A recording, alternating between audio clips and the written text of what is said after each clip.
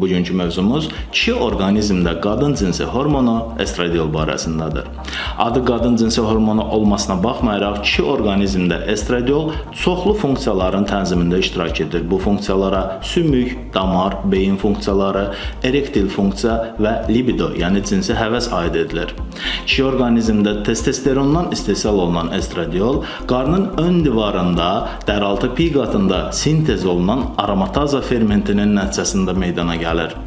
Əgər testosteron kişi orqanizmdə yüksək olursa, ondan substrat kimi istifadə edərək aromataza testosteronu estradiola çevirir və beləliklə estradiol da yüksəlir.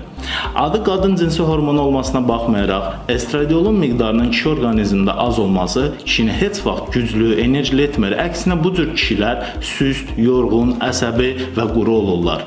Estradiolun kişi orqanizmdə qalxması yalnız analizlərdə özünü göstərirsə, bu bizə əsas vermir ki, estradiolun qalxmasını müalicə edib ona aşağı salaq, başqa sözlə desək, onu boğaq.